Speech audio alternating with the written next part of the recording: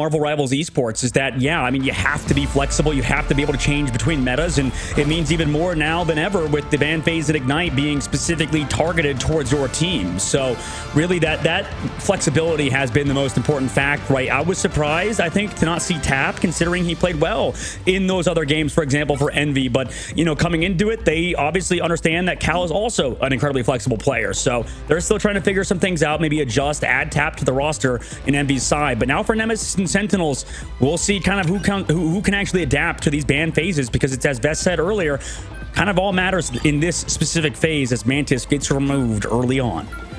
Yeah, that's something we've seen these teams do consistently. We saw far less of that in the first series of the initial Mantis ban, but Mantis enables a ton of those more divey Venom compositions, and now enables that Feast of the Abyss to one-shot on Luna ult, and there's a lot of just sneaky advantages. It really helps out Ultron, for example, as you see the double Ultron lock-in in that moment. So a lot of different strategies. It opens up just different compositions, so that's why Mantis, although you maybe wouldn't see Mantis banned as much in ladder, is a huge priority target here. And here's the first difference of opinions. You know, we already have Luna banned on their side, Invisible Woman, and then, well, never mind. It ended up being the exact same. You know, just in opposite orders, as Invisible Woman and Luna's banned on both sides. And Shib, it's looking like we're back in MRC days right now, as both teams have the exact same ban protect. Yeah, right. That's pretty funny. You know, it's what they don't like to play into. I respect it, or they've done their homework and they understand where the strengths are in the opposition and they want to shut that down. But it is pretty funny how it's been consistent. All we need now is a lock in here for Jeff on the side of Sentinels at the very end. They are going to keep, they're going to get rid of the Phoenix, which is our first difference so far. Yeah, I mean, in a Jet Protect, yep, okay, well, we'll see what the ban is on the opposite side. Is it going to be Torch, or is it going to be Phoenix, or is it going to be Emma? You know, we'll have to see in a second what Nemesis are thinking. It could be something completely different, like Adam Warlock, but no, it's Star-Lord. Okay, yeah, I mean, that makes sense. I think with the Mantis, well, actually, yeah, I mean, I get with the Jeff and stuff going through the Ultron, you know, a lot of people like to go hard, engage with that Star-Lord alongside Venom. So that's that is an interesting ban on their side, and Phoenix on the opposite side from Nemesis. Yeah, Vanguards have taken much more of a step backwards, I would say, in terms of ban priority, at least from what we've seen over these last 3 days now of watching these bans. I think Emma's been banned a few times, and we'll make sure we compile all that data for you later on as these weeks move forward. But this is just, it's definitely different, and that's what I like to see about Rivals. The constant updates heavily changes the pro scene. We could talk again about strengths and weaknesses of different teams in different metas, and the beauty of this game is that since it's changing so much, you just need to be versatile as a team. You need to be good players. It's not just good at a specific comp, because things could very much change by the time you, for example, go to a World's Finals or something like that. Yeah, exactly. Got to be thinking long term. I wonder if these teams are in that position, Chip. You think they are? You think they're preparing for that future already of LAN, or are they trying to maybe think in the moment, you know, trying to get, you know, one step at a time, some might say?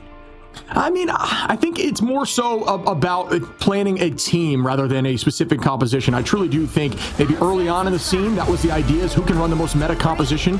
But now, just knowing how frequently the game is changing and how metas are shifting, I think you just need to find players. And look again, Nemesis Sentinels, 50-50 split. You got to love to see that before we start off our first fight here on Domination. They're coming out with Aramori on Rocket Raccoon, of all things, right? You're setting up that BRB, making sure you have a res at the very beginning. But it is interesting, right? Nemesis trying to go full in with that Cloak and Dagger. They've also been one to prioritize that hero. Not banned down in the ban phase, by the way, because Invisible Woman has taken the forefront in that department. But Sentinel with the Rocket Raccoon is also a very interesting take.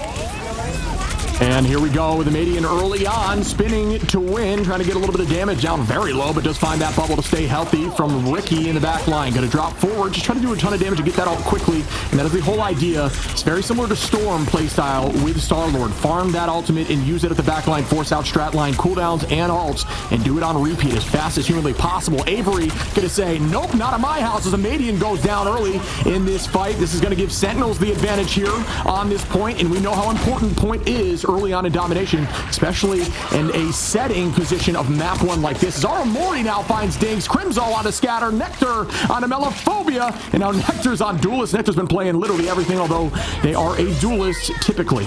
Yeah, that is interesting. I think the biggest thing, the interesting factoid is that, remember yesterday, Sentinels, they were struggling keeping their backline alive, so their adjustment is not the Vanguards, like you mentioned. It's just swapping to heroes that can survive, and Rocket Raccoon running around with the double dash, right? You play Jeff, you play Ultron. Now they're set up for a dive right now with it's Jeff, potentially from the Captain America.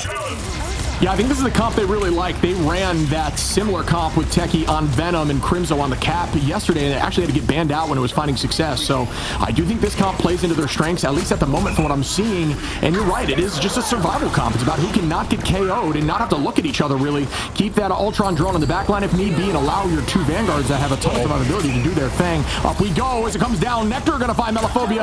After that, it's Jeff, and that is a ton of value, as that's essentially a 2 take right there, especially if anyone was eaten. Didn't have eyes on that as we're moving forward here. Nectar going to get the stun off, finds Ricky Techie onto a Madian now, and Sentinels once again are up at 50%. And well, the hard part is we were talking about how comp synergy and stuff, right? At the moment, I think Sentinels with their play style, with the playing the Captain America alongside the Venom and like that backline we talked about, and also Nectar on the Phoenix, they can just live forever. Whereas Nemesis, you would think, okay, with Jeff, we want him on the flank and kind of on the back line. But unfortunately, because they're forced to play Cloak and Dagger, they're just always playing together as a unit. They're really trying to take advantage of these Terra Capes, but that's forcing characters that I think do good on flank angles to play as a cohesive unit, and it's just kind of strange. Yeah, I do agree. It's just such a tough composition to figure out how you want to handle right now. It's more of a unique comp, if I'm being honest. Like you're saying, it's everybody plays their own game for the most part, and you look when you need to. But Nemesis, one of that more traditional composition now with the Gamma, and that's going to be a pick here from Craze, who finds Aramori, and that's going to be their first major take early on in a fight, and they need that now, as it's 94% up here for the side of Sentinels. And out we go with the Whale, and Madian finds Nectar. Craze Man goes down and finds Crimzo scatter onto Avery, and that should be enough for them to get the point. But at this point, did they have to commit too much, as all they have is going to be Ricky and Mello, Phobia into Nectar, Renko, and Techie. Yeah, that's a great point, Shib. I think that Whale is a big one, right? The way forward for Nemesis is a Madian either finding a pick or just, most of the time going to be with that Whale to counter Renko. But Renko's coming with his Jeff already. Where is he going? He's just going to wait this across out. map. Wait, what? Yeah. He just setting up for the point. Interesting. That has potential to be the idea, and I'm not 100% sure of the reasoning there, but if you launch the Jeff ult, I think 100 meters away, they actually can't heal it or hear it, so there's an advantage to trying to do that and trying to get a sneaky ult, but I just don't think they were able to find anything along the path, and that was heroable, but still found value, as they're now heading out here on the side of Nemesis trying to get a pick off map. Can it happen? We have not seen yet. Nectar going to rain from the sky with the Ansong Inferno. Renko running very low. Good idea from a Madian. Is barely going to be able to escape, but still does, as Sentinel's still at 99, but Nemesis now halfway there. I don't know if using it to just reposition is exactly the way forward, but we'll see what happens for Sentinels, right? They still have time on the clock.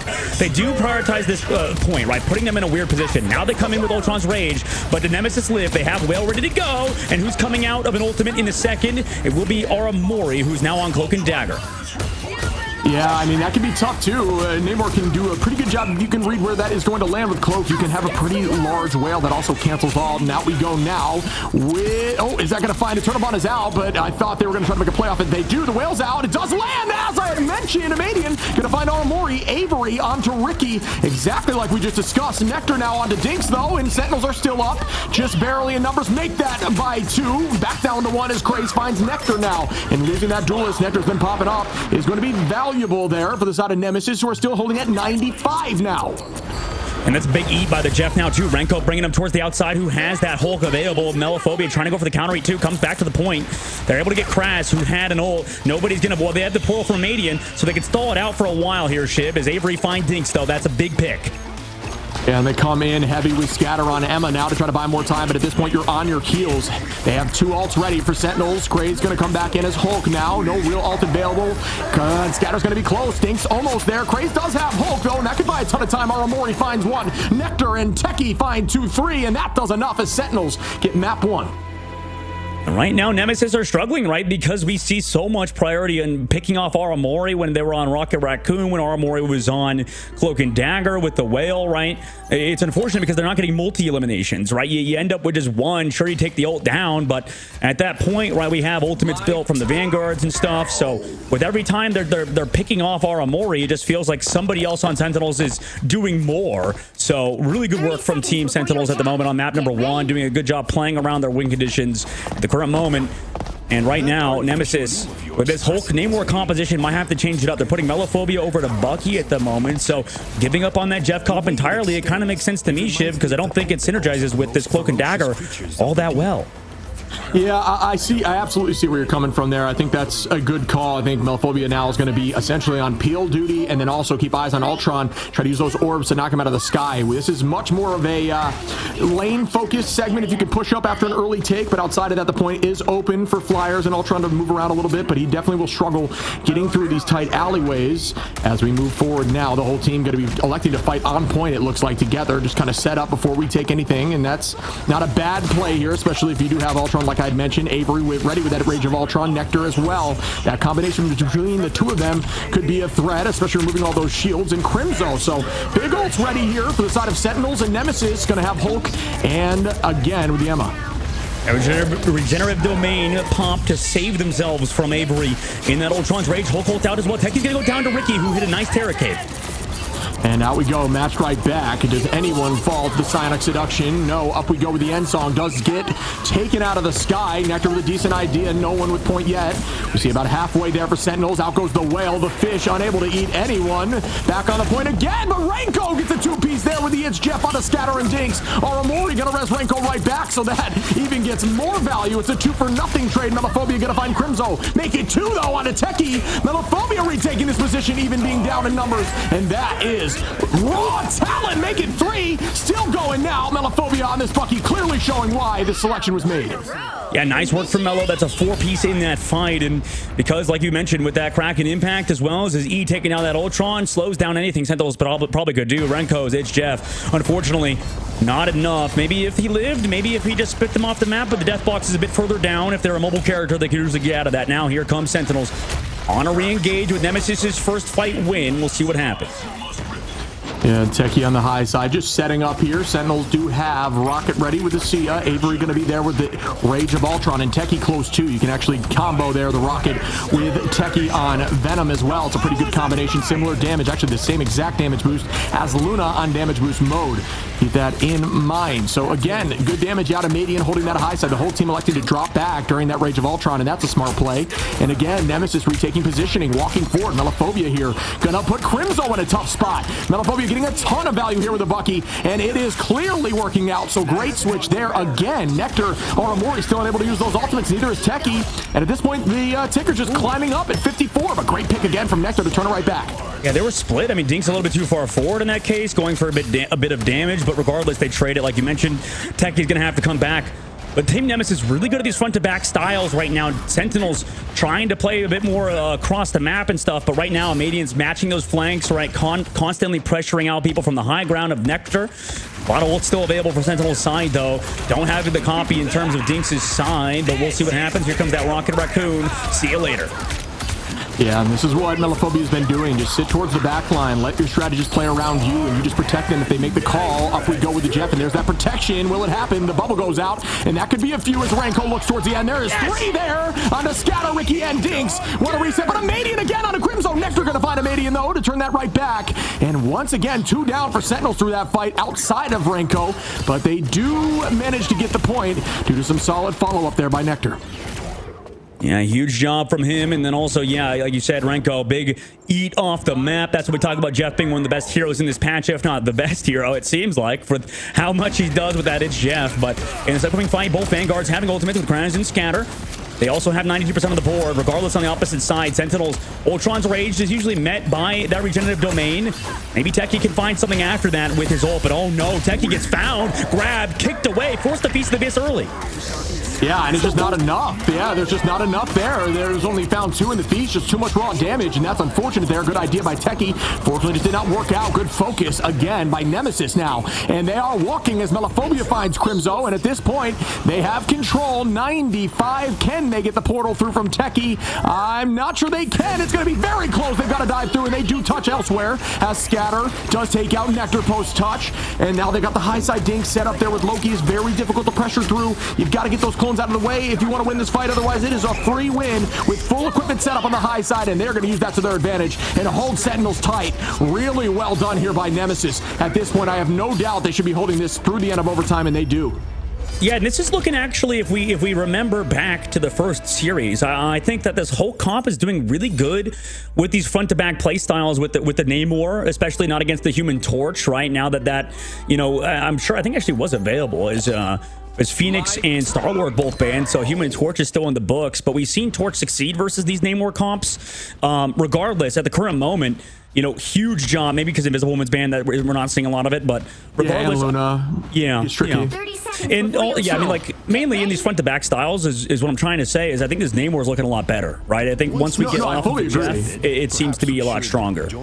Yeah, no, I fully agree with you. That's just my only thought behind it, unless you're, you know what I mean, you're not fully confident in the hero. I mean, granted, I do think we've seen at this level of play the Hulk Namor come out into a more available Human Torch, right? Because like we were talking about before, it's just tough with hit scan to hit a very, you know, somebody who understands how to use Torch to its full potential with the movement speed in the sky and that, you know, hitbox animation change that you can have with your melee. So it's difficult for hit scan. So sometimes we'll see the Namor come out, but agreed, in general, just that hero is obscenely strong in the right hand. So we are going to see a setup now. This I think plays better. This map plays better for Sentinels into their composition they've been running, because it allows people to be more open on their dive potential and find more vulnerable targets without everyone constantly being stacked.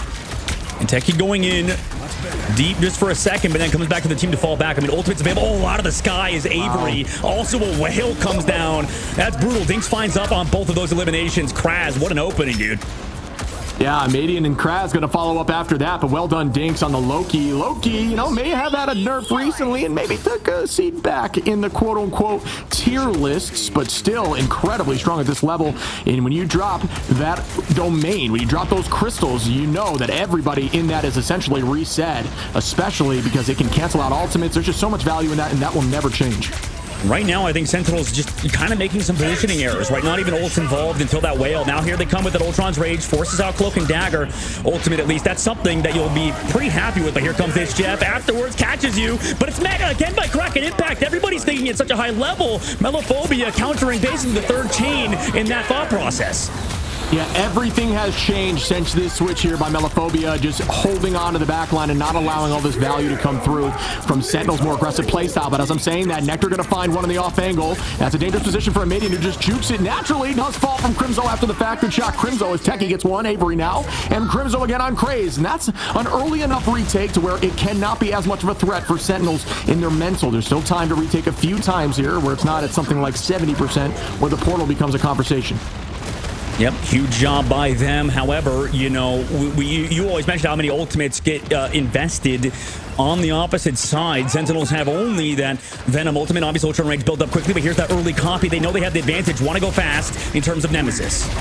Yeah, and here we go. As the Feast of the Abyss gets popped, there's no major damage boost there to help that out besides Arm Warrior with a Terror Cloak, but is going to reset and not hold on long. Gets KO'd immediately by the Melophobia from downtown. And once again, Nemesis walking right back in, sweeping forward and getting control of the point. Craze going to take out Crimzo now walking forward, who only fell one time last map. Scatter going to find one in trance down forward as Nectar goes down, and they are going to clean up the rest. Once again, Nemesis looking lights out.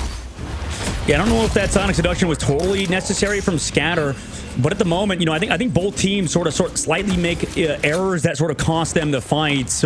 Right now, Scatter going back to the point, though, for that Venom who gets CC'd by that Hulk, has to come back to the main side. We'll have to see. Techie has played so aggressive throughout this series, but right now, oh no, Melophobia gets stunned by Nectar. It actually pans out this time. That aggression pull in of that Venom. Oh, and we might have seen a commitment there. I'm not 100% sure if we saw the all. I guess we did thought that might have been a commit prior to the fall there. Renko holding on to Nectar as well. They have on point is Nemesis uses that, and here we go. Renko, does this one land? It finds at the moment just one, and I believe it was an ally, but unfortunately right back onto the point. They're still holding. Sentinels have Nectar, Armory, and Crimzo ready as Crimzo launches that meteor up in the sky. Nectar getting one with the Unsung Inferno. Crimzo on a Melophobia, and Sentinels will win this fight, but again, like you are discussing, that is a ton of commitment. Still holding on to at least Armory and soon Techie in this next fight. All right, well, in this upcoming fight, Sentinels, can they sort of close down on Nemesis with these ultimates that are available? Techie's been using his ult, I think, more for survivability or for one-shots. And at the moment, Nemesis have not conceded to that combination from him. We'll see how Sentinels play this upcoming fight, as they do have that Cloak and Dagger Eternal Bond ready to go, as well as the Ultron's Rage. Usually like to start the fight out with it. Renko on the solid flank. We'll see what happens. Upcoming fight, Melophobia with the hooks, trying to look at Renko now, but nobody goes down on Sentinel's side. Good work from them to avoid the damage from Melo and Madian. Yeah, as we start again, Techie gonna find Melophobia early on in this fight. Sentinels need to keep doing that now. We're getting to that 70% where it gets a little easier for them to take this home. Aramori gonna commit, though, with the Eternal Bond, keeping the team healthy on point, biding time, and at this point being up a number. The whale, does that land? Aramori gets a two-piece there onto Amadian and Ricky. Dinks falls to Nectar. Nectar again onto Scatter. Cray's gonna reset, and we might see a potential portal play here, but we might see a potential cancel if possible from Nectar. Yep, huge pickoff from Renko and Techie to come together, really harass Mello, then eventually go for that one shot. Mello on that left side alone, has to touch with that Kraken impact like you said, but he's going to go down for it. Yeah, and Avery gonna find that Mello early again. That's the second fight in a row. Mello doing so well during the series, unfortunately falling twice now in a row as Nectar takes out Scatter, and that's two numbers up. At this point, they have to play slow. Out we go with Ricky with the Eternal Bond to bide time on point. We will see Jeff trying to make a play now. Gonna go on to Dinks, who did make that transfer, but still finds Cloak, I believe, and that is gonna be worth it, as off the map immediately goes Ricky. Techie gonna find Dinks. Melophobia now coming back out on the Human Torch and touching. Is gonna get a pick too. Up we go with Crimzo. Bang, it does land, but onto a Hulk that is holding on to the Venom. Now down into Bruce form, still holding on to this point. Now we come in with Sentinels as Nectar comes in as Strange right after that ultimate. And this is a crazy hold, but they still get it done and they cannot touch. Nemesis falls as Sentinels takes home map 1. Yeah, and this is why you can't underestimate Sentinels and what they're able to do, especially on domination. I mean, this team is looking good. I think that it's, you know, still early on in the roster, and I think they're proving at least myself wrong. I think at the current moment is they looked very good towards the end. Those one-shot combinations, as well as Renko looking very good on Jeff. Yeah, that was very impressive by Sentinels to pick off Melophobia. And at the current moment, I mean, Nemesis are now on the back foot, going down the first map. Just an incredible series from Sentinels to kind of work back themselves into it. We have Nectar with 17 final hits as well on that Phoenix, and on to pretty much every other hero. Flexing, like you mentioned earlier, has been a huge mainstay for Sentinels for a good reason. They are very good. Yeah, Nectar was picked up, you know, in their last rotation in terms of change of the roster. And Nectar, they like we have mentioned, incredibly strong, but have played literally every role, and you know, definitely picked up as a duelist, but has been seen in the back line as well on the Vanguard position. So they can really do it all. 17 finals, you know, 6 more than the opposition, coming up 6 more than even Avery, who was at 11 there. So really well done. Renko with 8. Renko 26-3 on that Jeff, like you mentioned. So yeah, a lot of good stats on this team, willing to kind of do it all and play that really obscure self-survival composition. I don't even know how to call that composition. It was like everyone kind of playing their own game at first. I thought was very unique, but I do think that the Bucky really helped shut that down. Yeah, it might be like I've heard, very high-level people in this game, and other games in general talk about how it was. I think it was Vest specifically also that talked about it too. It's like once you give up something, once you go for something in the target in the ban phase or the protect phase, you're giving up something else, right? And when you're committing that many things, for example, even in the in-game, going over to that rocket instead of cloak and dagger, you're giving up maybe too much in avoiding things like the Jeff or the hard dive from a Cap and a Venom, right? So once they're changing off of that and they go to the Cloak and Dagger, it really ended up working way better for them, and they started winning a lot more. So great work from Sentinels to close out. I think at the current moment, we're really seeing the evolution of the meta in front of our eyes, Shib. It seems like Jeff, you can't not play. So when you switch to that Namor comp, sure, it looked better with the Jeff, but it ended up biting him in the butt because you're stuck with the Bucky and the Namor, and it didn't seem like they were either having enough healing or enough distraction towards the backline because Aramori and them were just living on that third round. Yeah, agreed. I think we might get into the position here where Jeff becomes a target priority in terms of banning. I mean, that is something that's been happening a little bit in this tournament so far, but I agree. There's just so much value in Jeff right now with these late picks, these, forced staggers, these huge, even if you're just relocating Vanguards, for example, there's so much value in that and biding your team so much time to just play ag. A lot of value in Jeff right now. I mean, season 1, would you have imagined us saying that? Probably not. Probably not. And also, I mean, he has kind of turned into one, at least at the high level, one of the most annoying characters to play against, right? He just already was. Like, he was already good when he had all of his bubbles, had like 5, had infinite time underwater. Like, that was probably the most annoying version of Jeff. But we're still in a period of time where now they buffed it so his left click does damage and healing at the same time. So you saw, even from Renko's perspective, I mean, there was no downtime of that character. Whenever he takes even a lick of damage, under the water real quick, comes back, heals up with a bubble, and it's tough. Yeah, and then there was that strategy early on where we saw the off map and then you immediately get rezzed by rocket. So you just commit to the off map and you come right back, and no matter how much you commit, it still gives you that advantage as a team. Yeah, right now Jeff is so good, man. I don't know. Like I you know what? Hopefully we should go to a break in a second, because I need to, keep my tongue in my mouth when we talk about that character. But we love him. It's a great time to have him in the meta, and he's definitely here. We're gonna go to a short break. When we come back, we'll see you for map number 2.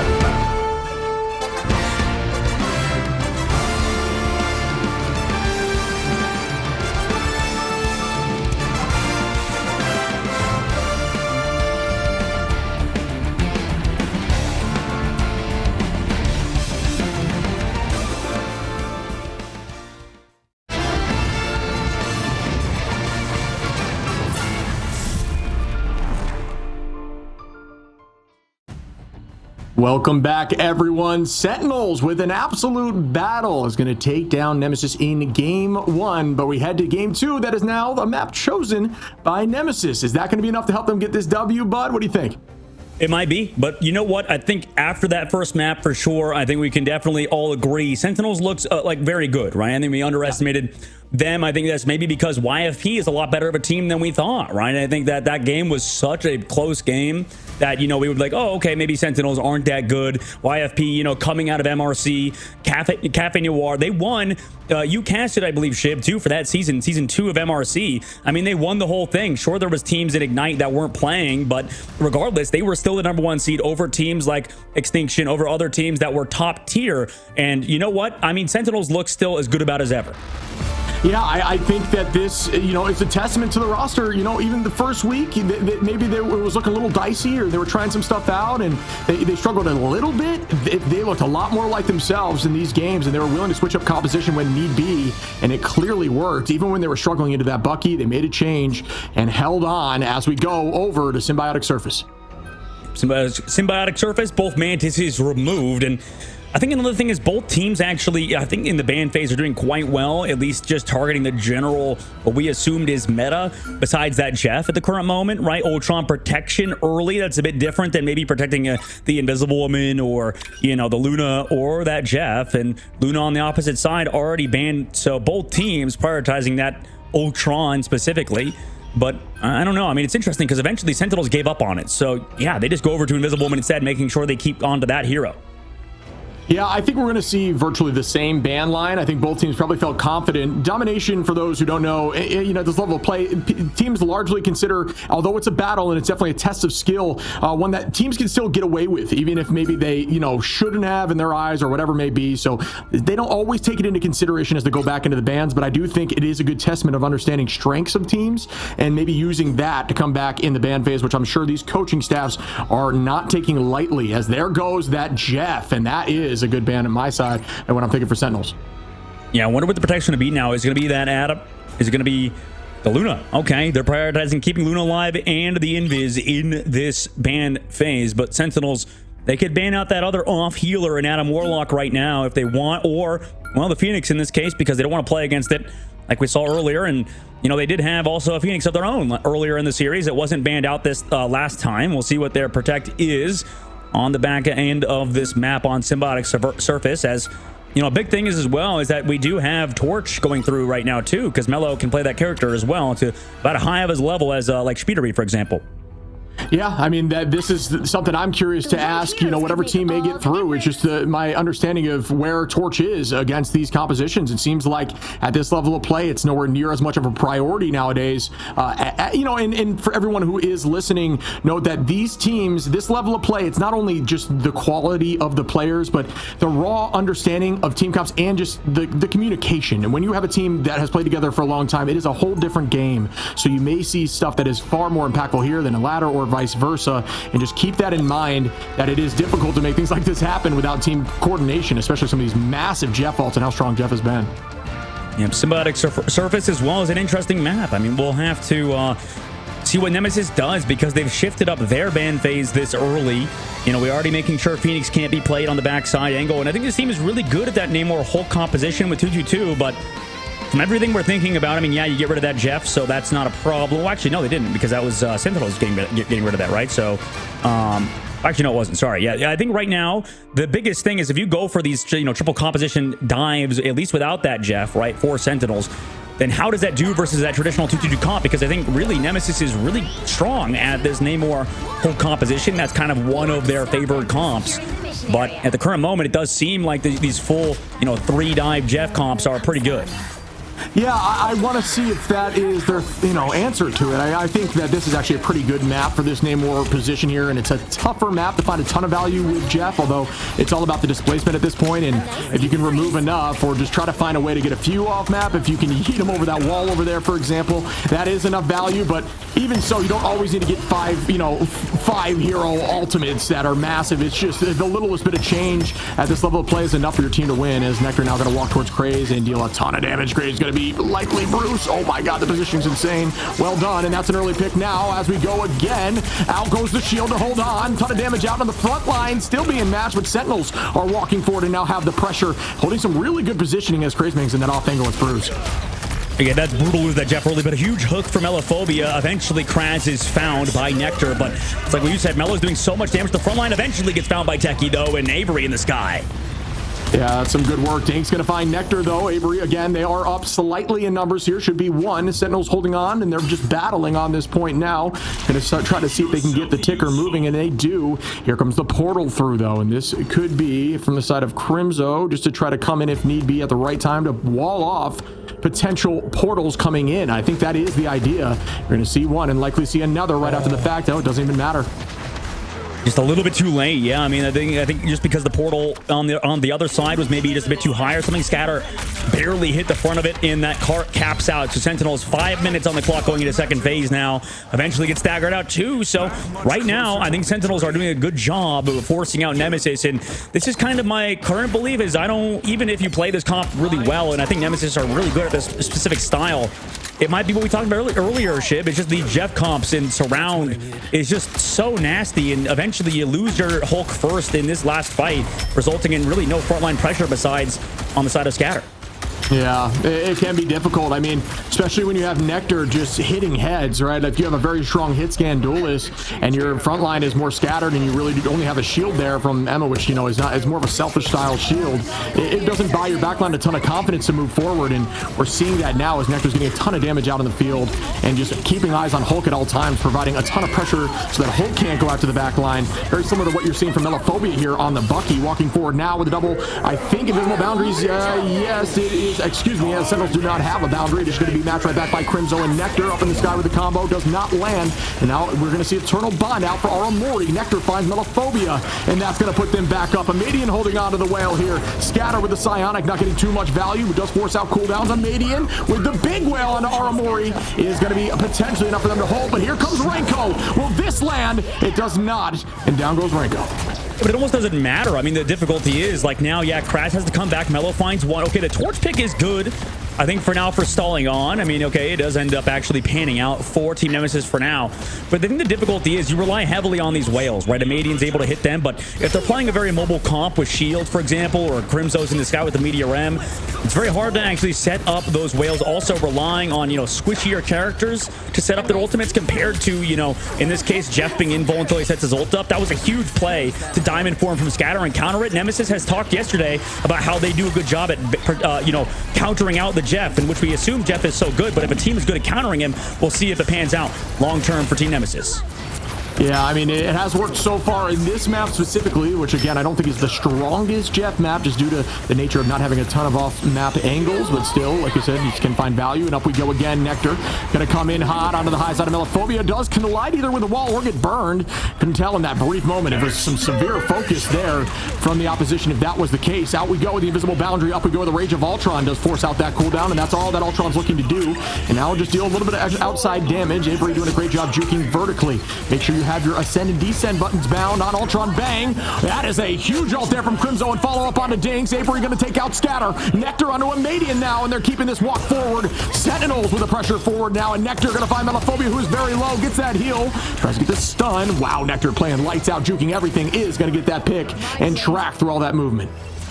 Kraz going over to the Groot now, but that was a huge point from Sentinels to win, in a massive ult by Crimzo with that Meteor M that you mentioned, Shib. I think that, you know, in these compositions too, you rely heavily on your front line, heavily on your Magneto player, and Crimzo, you know, has been solid on Magneto, but I think he's more known for his Groot gameplay, for example, or even Captain America, so this might be somewhat new to him, not really fully, but, you know, just really on Magneto, able to set up those Meteor M. Supernova out early, is just walked away from Sentinels. They don't even want to take the fight.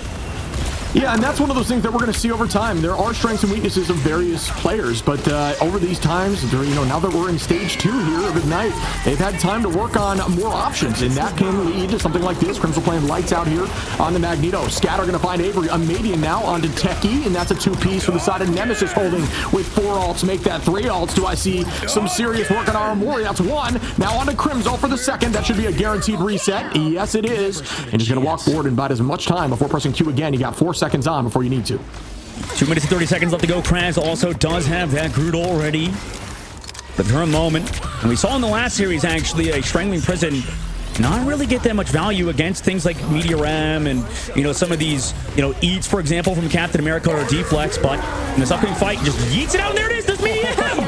What a beautiful call right there as Crimzo eats that Strangling Prison. Great foresight, or just incredibly lucky, but likely good foresight. That's a 2-piece here for Renko. Gonna try to head back, still gets 1. Now Craze is heavily separated, and that's all you're looking to do with Jeff, and that's that value like we had discussed early. Now they're walking forward, but do not forget about that behind you. Team is gonna lose 1. Melophobia doing a good job taking out Avery in the sky. Make that 2 as Ricky takes out Techie, and they're gonna walk the rest in. Again, good patience by Nemesis, but no ults ready pretty much across the board. Melophobia should be close and Scatter in this next fight, whereas nobody will be available for all in the next fight for Sentinels. So this is going to be a scary Supernova. Yep, that was a huge heat, but then we saw Avery go too far forward. Yet again, it just feels like Sentinels, when they lose, it's because they're out of position, right? Crimzo before, with Aramori's ult, with 2 people, like, gone already, decides to go even more aggressive. Here comes the Supernova now for Melophobia on the backside. They're gonna want to touch the point. Sentinels do at least force out backside. Yeah, and this was a good setup here by Renko and Crimzo, who try to make a flank angle onto the back line, but still great positioning by Nemesis to rotate in front of point and stay together and not have that pressure on their front line and just use them to drive away the back line. Melophobia gonna find Techie, who is also pressing that right angle. Crimzo gonna have to drop back, actually, towards the angle he came in on attack. So into that flank, still has a ton of HP, and that's what Crimzo does. He is Captain America at this point, is one of the best caps in the game right now, and we see another reset. This time Sentinels will have ults, and this should be almost a full suite of 6 ults in this next fight. I think both teams right now making sort of positional errors. That one was just capitalized on a force physics from Ricky. This Invisible Woman panning out. Here comes that Sonic Seduction early on. Sentinels, did they disengage it? This time they do. Met by now a late Eternal Bond. Yeah, it's going to drive them forward, and nobody goes down just yet. And here comes that Groot hug, and that's going to be slammed as a mating gets 2. Do I hear 3 towards the back line? Yes, we do. Our Amori goes down. A mating with that damage boost. Groot is a crazy strangling prison, and now here comes the cap stall. It's all about can Crimzo hold on, but it is scary into a bucket. Does have help from Renko, who dives into that invisible boundary and the freedom charge. Also the HDF on the backside. Invisible Woman using her jumps. This should be a big HDF. Yeah, that's a 2-piece there on 2 valuable targets. Dropping backwards, trying to head to the spawn. Not sure it can make it in time. Will not be able to, but still. Oh, right towards the heel, unfortunately. Is going to get frozen immediately. Good work there. And follow-up as down goes Renko from Craze. Techie finds Scatter. Techie again onto a Madian, though, and this puts Sentinels up in numbers. And they're going to come back in a guaranteed staggered. So that Jeff ult was absolutely worth it, as they are going to find Craze now and buy more time before that spawn comes through. Well done by Renko. Even though it may not have looked as successful, it very much was. Yep, no ults though on Sentinel side, and Supernova is available, right? Unless they absolutely shut down Melophobia in the sky, which is really hard to do because of what you talked about earlier with these really good torch players that can avoid damage. I mean, he's known as one of them, right? That's the only wing condition. No ultimates on the side of Sentinels. Maybe destroy a backline or something, but they have to shut Melophobia down, and he has all the resources. Yeah, and OT we go, folks. Melophobia immediately. Supernova goes out, damage for days, and there we're going to start seeing them build, and that's very difficult to hold on to on point. Melophobia playing around this natural cover. You will see players at this level consistently using walls that are unbreakable as cover, so you don't have to force cooldowns. Big ult here, Ricky. Melophobia with a 2-piece on Nectar and Techie after the group hug from Craze. We see Scatter with a pick, and that's enough for the hold as Nemesis holds them before point 3. I mean, Sentinels in the last fight, the ult sort of disadvantage was too much, right? I mean, they eventually built up the Eternal Bond, but it was way too late, right? They took already so much damage from that Supernova. That's how they built that ult so fast in the first place. So realistically, Sentinels, they got the car very far, right? Now it's all up to their defensive angle, right? Finding pickoffs, it should be somewhat easier, I would say, versus Nemesis, who, you know, the onus is on them to take that space, especially on Groot, and, you know, you're going to always deal with that Jeff. But to be honest, what we saw last series was also, like Bess said, one of the best Jeff players we've seen so far. And I'm not going to say we haven't seen that at a Renko necessarily, but I don't know if the impact is as felt until, you know, just every single fight. Now, if we take a look at the stats, you know, only 2 final hits. You did bring them out of the fight, at least on Renko's side. But it was still a little bit too reliant, I think, on Nectar at the current moment. We need to see a little bit more out of the rest of the team, maybe slowing it down a bit, because sometimes they go a little bit too aggressive, as we mentioned earlier. But for Nemesis, you know, they still are on attack now and have to, or sorry, on defense now and, or no, attack now, and they have to claim that space. Yeah, yeah, I've got to say, I think you're right. I think that was a good call out. I am curious here because I know how defensible point 1 and 2 can be, but it's all about steamrolling. If you keep the momentum through 1 and you take that high side on the left as you head through point 2, and I'll show you what I mean as we head there, if it gets there here for Sentinel's attack, you can really steamroll through the first 2 points if you're side of Team Nemesis here and just walk through and give you plenty of time on that final take. And that is something that we didn't necessarily see here from the attack side of Sentinels. They weren't able to get that momentum going, but they still got it relatively early and just got held up at point 2. So it's all about this first take. If you can take this quickly, this typically gives you enough time to make sure point 2 is doable, or at least get that point right to the very end there. And here we go as a Madian going to try to take Avery out of the sky with a pull. Does bang! That's some follow-up and down. Oh wait, I must go too soon. This is not enough follow-up there from a Madian.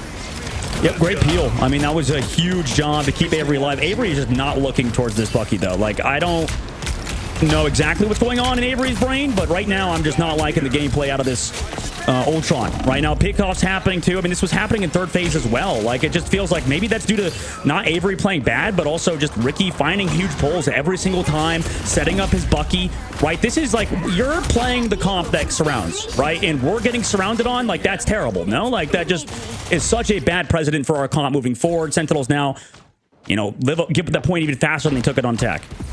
And I think we're in a strange position here, as I believe now the Strange is going to drop back. I think we're going to see Avery make that change, but I was wondering if no, Avery still has to stay on Strange. We might see an early take here. We're going to have to see a change up with Renko and Aramori being the only strategist at the moment, as I believe the portal play was coming through for Avery, but unfortunately essentially gets locked out and commits to it outside of here, and they are going to keep walking. Nemesis is doing exactly what I had mentioned, just using this momentum. Down goes Jeff, though. Will this land? As we see Sentinels on Renko using that height, and so getting the sweep to find one. Gonna try to get away. Good escape here. Deal a ton of damage to the Bucky, but Bucky has himself sustain, and Bucky goes up with an ult and gets matched immediately. It does not much here. Does force out a few cooldowns, but if they can keep this going, this could be massive. Craze with a huge strangling prison, but still not able to get anything through it. That is wild to me, as Aramori gets a two-piece. Avery now finds Scatter, and well done from Sentinels to come back from this, as Avery gets that pick. Techie finds Melophobia, and they do walk them back to the door, even committing a ton of ults from Nemesis. Well done, Sentinels. Huge fight win indeed. And I mean, even bigger, they got out ults, right? No more ults on the board except Scatter with that sudden introduction.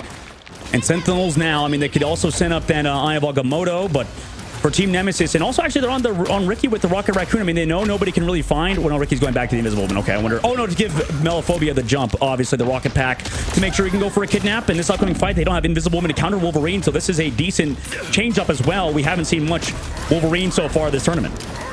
Yeah, only a few times is right. I mean, it does a great job of countering Groot, but now that Invis has been taking a push forward in terms of the meta, it makes it more difficult, especially at this level. These Invises understand about utilizing that cooldown to counter and really getting max value out of it, which makes Wolverine in a much harder spot. There's an ult goes out for Avery. It does land on a bunch. Avery coming in heavy with a two-piece now on the follow-up of a huge Eye of Agamotto. Really well done from Avery. Nectar gonna find Craze. Techie finds Ricky, and Avery again onto Dinks, and that is so much value. Really well done there by Avery.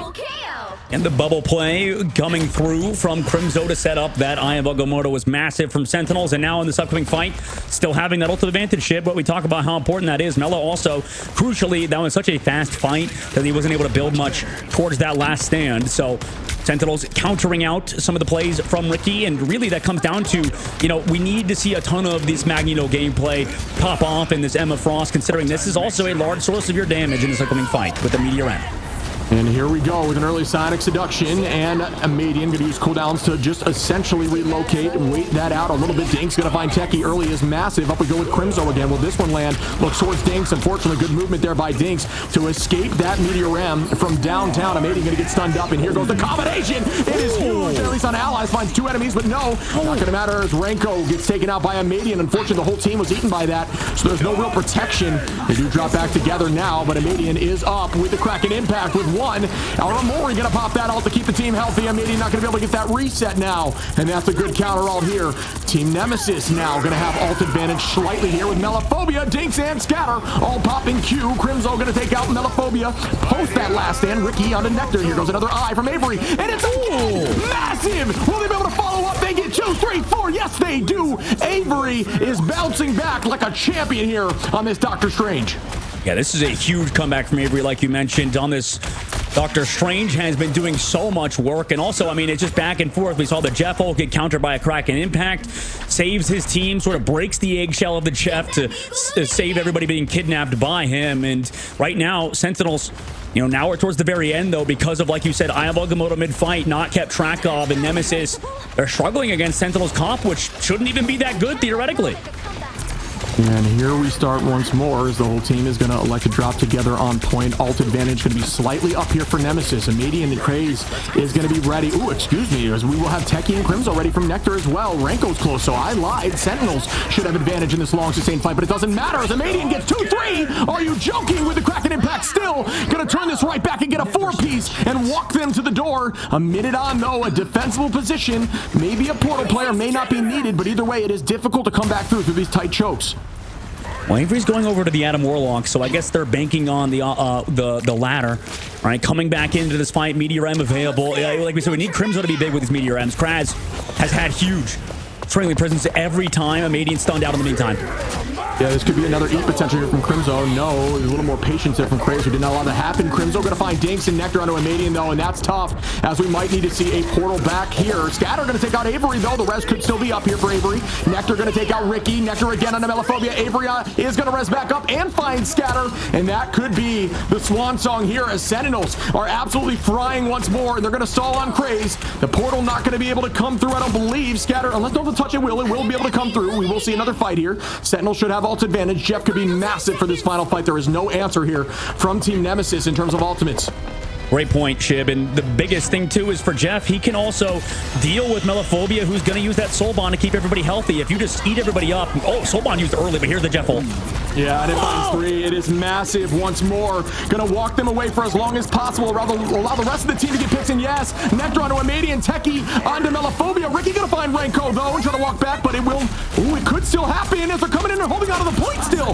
They're still doing this. Nemesis comes in. Aramori going to pop. Eternal Bond trying to walk them backwards. Remember, you got to stay on point now. We're in OT. Crimzo holding on still directly on the point, trying to find another, and that is 2 more. That should be it here, folks. Sentinels holding on to point 2 and winning the series.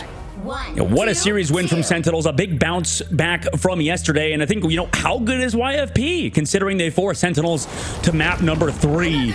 And, we can't really be doubting this current new Sentinels roster. I think they definitely have what it takes from what we've seen, too. I mean, there was a few positional mistakes on both sides for both squads, but I don't know. There was a lot of very interesting gameplay, and this sort of comes down to the current patch ship where... like, for example, the problem with Groot is you do so much damage. You have huge CC, for example, with that Friendly Prison. But as we saw in the last fight, they just lived because of Avery's soul bond, right? Everybody stayed alive. Avery kept everybody healthy with that Adam Warlock, and they were just able to live out that ultimate. Whereas on the opposite side, Crimzo just dunks down onto one of your backline on Dinks and finds the elimination, and it's just over at that point, right? Magneto is one of those characters that can just absolutely carry games just off of one Meteor M. Yeah, I mean, you can get so much value with the Meteor M. Not only do you eat damage, up to 800, you essentially can cancel out a strategist line ultimate virtually, as long as the cooldowns are obviously the proper cooldowns are there and you land it. But yeah, so you just get easy trades. As you see, Crimzo here going to find a 2-piece just to clean up the back line and the front line. And then Nectar, I mean, and more love here to Nectar, who is frying and not missing in the torch in the sky. Absolutely. And the biggest thing too, Shib, is like the trade-off is we have overwhelming damage on the front line, right, with Emma Frost and that Groot. But I mean, once they come in with the Meteor M, for example, like the only way you really counter a Meteor M is with a Magneto of your own, right? Because how do you save people? Like we saw, there was instances where Dinks or Ricky was just left out to dry because Kraz is on Groot and Scatter's on Emma Frost. Once Emma Frost uses her shield, oh great, now that Meteor M is just going to dunk down on her backline and there's nothing we could do. Yeah, I agree. I mean, like one of your last-ditch efforts is to throw out a Groot wall and hope that your team can juke around it, but it needs to be late enough to where Magneto can't take the height. So, yeah, I'm with you. I mean, there's really not much answer into Magneto when you're not running that mag or a Strange that can constantly have a shield up at the moment, and there was no option for that. So you're right. These Crimzo ults were just consistently landing, and that is such a difficult thing to handle, especially because it turns the whole tide of a fight. When your Magneto's in the sky, there's really not much answer besides trying to live through that moment, not get KO'd through that moment. And again, huge ult here at the end from Jeff, just popping off. So well done there again by Renko. Yeah, absolutely. And I think this is also a testament to why I think when we talk about these 2-2-2 comps and we even go over to Torch, I mean, they were on a 3 Vanguard comp at one point. So, I guess the comp didn't matter too much. But from what we've seen, I mean, like you said with Jeff, I think that character is just so important. And Renko really started to come online, like you said. Nectar was consistent throughout the whole series. That's the player they played around heavily for good reason. I mean, Nectar, I know we were talking to Nectar at the LAN at the midseason. Nectar was like, oh, I'm going to switch to strategist. I'm going to go play a support. I might as well, because there's not many good strategist players, for example, right? I might as well make that switch over roles.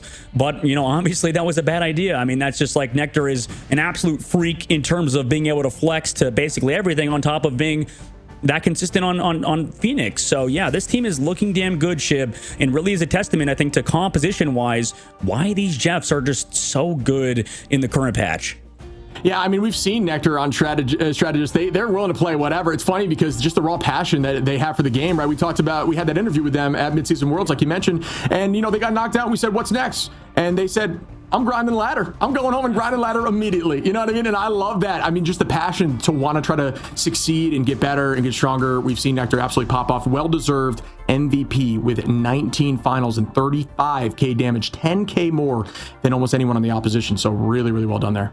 Yeah, that's a good point you bring up. It's just like, that's what separates the mentality from, the top tier players from, just the pros that are there, want to just make it and then leave, right? That was kind of, for example, with me, I struggled with burnout when I played professionally for a few years, right? It was, and I'm sure you could attest to this too, Shiv, if you're playing the same game, no matter how good it is, you're eventually going to get tired and you have to manage that unless you're built differently. Like Nectar's like, I'm just going to go home and play ranked, screw burnout. I just grind like a madman and just one of the best players. So huge respect to that mentality. It's very rare, I think, in esports in general. Yeah, passion is very important. It's just like the need to also feel confident. I think if you feel confident, especially in the duelist role, you perform better because you need to be willing to make those more aggressive plays. But we are going to have an interview here coming up with McGravy, who I do believe is ready. A ton of stuff to ask a coach. Very stoked to have you. Welcome in, buddy.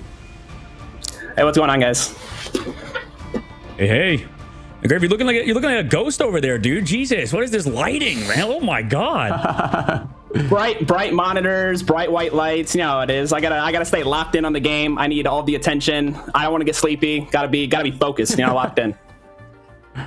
Clearly worked for you. I got a question for you quickly. Just, one thing I wanted to ask just from an understanding standpoint, you guys clearly weren't worried necessarily about the torch or wanting to run it. Obviously, Nectar does what Nectar does, and they just popped off there with Phoenix. What's your current take? Is Torch no longer the raid boss that he was over this last season? I think we still think Torch is the raid boss, but we think there's just a certain level of resources the character needs. And if we ban out certain characters like the Ultron and the Mantis, especially with like the damage boost on the Torch, it's kind of hard for the Torch to do everything. We still think the Torch is powerful and is impactful for the enemy team, but we think if we play the Ultron and we play the Phoenix and we put a lot of pressure on the Torch, it's really hard for that character to solo carry, depending on the player. Great insight. Yeah, makes sense to me. Yeah, and I think a big narrative, going into this stage and, in general right now is a lot of people are picking up like coaches, for example, like you, who have experience in the hero shooter genre. And, not to specifically call anything out necessarily, but with Rivals specifically, what's the transition been like for you as the head coach for Sentinels to have to worry about a ban phase and Ignite and then also have a different one in MRC and stuff? But what's it like for you as the head coach of Sentinels with this roster who has had success such as winning the whole tournament? Yeah, I think the concepts for the hero shooters coming into this game are kind of similar. So like the in-game stuff, I think I'm pretty familiar with. But I think just like you said, I think the draft is kind of the big part of it. And I think I'm pretty blessed to have such a smart team. I think particularly Crimzo used to be the coach here as well, is very well versed in the draft. And we also have Avery, who's coming as a super grinder. He puts a lot of time in. He has a lot of time thinking about the draft as well. So not to say that I don't do anything in the draft, but really like it's Crimzo and Avery that put a lot of time and effort into that. And I think they really helped me out. They've really kind of helped guide me into this game. I do have a lot of experience. I've been doing this for almost a decade now at this point, but Marvel's definitely different. And I think with time I'll get better. And I think we're doing pretty good so far. Absolutely. Looked really good. I like, new changes coming in and getting 2 back-to-back W's like that moving forward in this tournament. It's got to be exciting for you. A question I have for the composition, which I have yet to see, which I thought was really interesting, was that Rocket, Jeff, Invis, Venom, Cap, play your own life composition. I have yet to see that. My question to you is that just against triple strategists? It's more so to just scatter eyes everywhere? What's the thought behind that comp? We feel like we're a really strong dive team, and what we noticed was a lot of teams in NA especially end up banning 4 supports. I think I've seen it in Europe as well, just with the patch and how few support characters there are. We run into scrims. I think we were having some trouble with people banning 4 supports, and there's just like a lack of options, and we were like, why don't we just try this? You have the res. Rocket itself is really livable, so we have a backline that isn't really easy to run at, but also we have a lot of pressure up front with the double dive tanks, the Star-Lord if we play it, Phoenix, so we have a lot of damage as well. So it's a backline that doesn't die, but also a front line that's super survivable. If we do die, we have that rocket res, and we just keep the pressure on 24/7. Awesome. Yeah, that's great insight, man. It's good having you here, McGravy. And, going back now to maybe look ahead, well, rather to look in the future, right? You guys potentially will play against either Extinction or 100 Thieves. And I know like people talk about how, we don't scrim these teams that much, for example, with you guys, I imagine, because they're in your same group and you don't want to give them a ton of experience. But, what do you think about that series coming up in a second, McGravy, with Extinction and 100 Thieves? Who do you think's going to win it, first of all? Or rather, who would you play? Who would you rather play?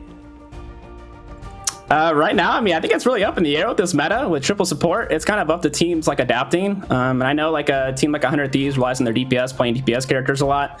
I'm not well versed in the whole rivalry or like the history of like Marvel Rivals and these orgs, but I know Sentinels and 100 Thieves kind of have a thing going on. So I think I'd like to play against 100 Thieves and kind of put my mark on this team and this game and this era. So that's kind of what I'm looking forward to.